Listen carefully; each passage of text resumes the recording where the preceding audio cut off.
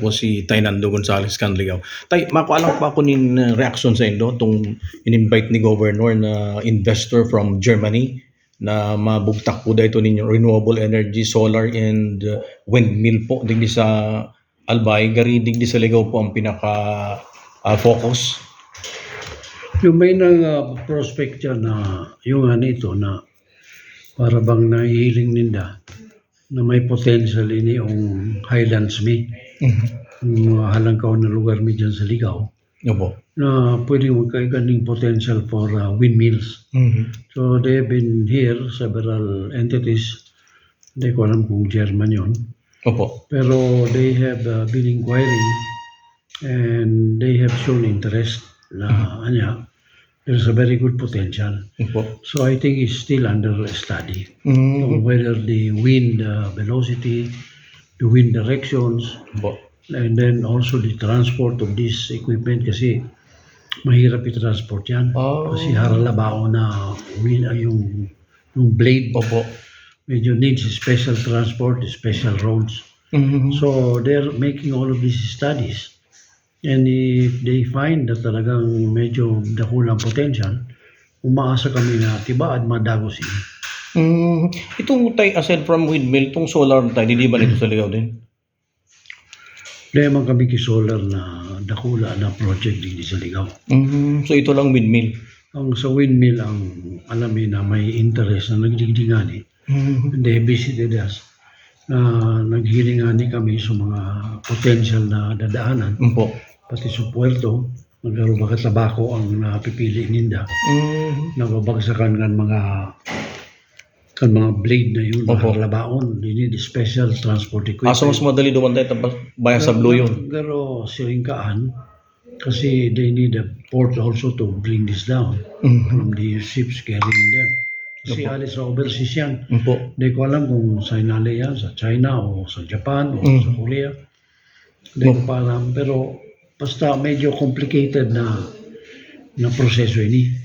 Kasi ilang years tayo ang target kaya sa installation? I don't know, maybe 2 to 3 years siguro ang timetable kaan kasi dakol na studio ang kepongaan. Tapos pagdating naman sa Bulod, siyempre install pa. Mga windmill na yan. So I think they're still finalizing the prospects. But once they finalize their study, then they will come up with a plan. Kung palagos nila ito, di magayon ito sa dakulang bagay sa energy production. Opo. Para sa tayong magiging alternative ng Aleco. Bako man kayo, this is nothing to do with Aleco. This is for high level electrical output, Pero ang magayon na yun, siyempre sa grid yan. Ay for national use yan kasi hindi lang. Pero kung di sa Albay, okay man kasi dahil man nagkukulang ang kuryente ito. Hindi tayo ang grid, nagkakit sa tuya. Nakakuha kita lumanya, o ng tiwi, o ng manito. Pero madadagdagan ang electricity sa grid. Pero siguro ang magayon man ini kasi may mga revenues man ini. Lalo na sa MUYA, mga local governments, we can earn a lot of revenue from the production of this electricity. Opo. Pag napurso yan tayo, na dadagos yan, need po ni sa sangguni ang panglungsod approval? Yes, of course. You have to approve the project. Di sa development plans namin, kaya po ni-incorporate me. So, sa Department of Energy, ang lead agency kayo ni. Kasi sila ang responsible kan pagkaking darakulang power generating sources, So in connection with the Department of Energy, Electrification Administration, NIA, NAPOCOR, so ini yung NAPOCOR yan, so National Grid, NGCP, lahat na yan, dakul na players yan. So ilang hectares yan tayo ang yaon sa Highland na possible? Bako man yan per hectare, kung kakaganin na.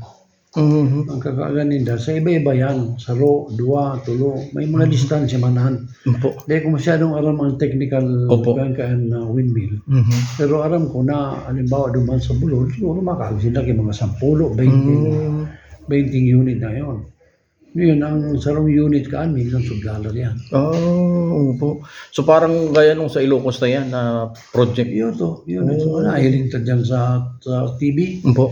sa Facebook, ng mga windmill na takakulaon dyan sa iba-ibang nasyon. Opo. Sa Ilocos, yun man ito. Mhm. So pagbalik din na tayo kung na-review na pwede talaga, saka mabalik din naman for finality na. When they come back, they will show if they have interest, if they think that is viable, Opo. then they will now make the final arrangement with the Department of Energy, yung nga nito, NGCP. So all government agencies, malaw na dyan. Yun. Kami man sa local government, siyempre tabang man kami, ma-participate man kami sa kung ano man ang mga bagay ang kaya po aming gibuhon man sa sangwayang local level, Opo. tanganing ma-materialize ang programang ini. Ayan. Opo. Thank you very much, Tabitay. And ano po ang message po ninyo kaya sa mga taga 3rd District sa Ligao and of course sa Albay pag yan po materialize? Well, we are hopeful and waiting anxiously na baad mahiling kan mga proponent na talagang feasible ang pagkakang mga windmill digdi. Kung mangyari yan, they will have our full cooperation and our help to be able to accomplish the setting up of these windmills. Opo. Thank you very much, Tay. Thank you.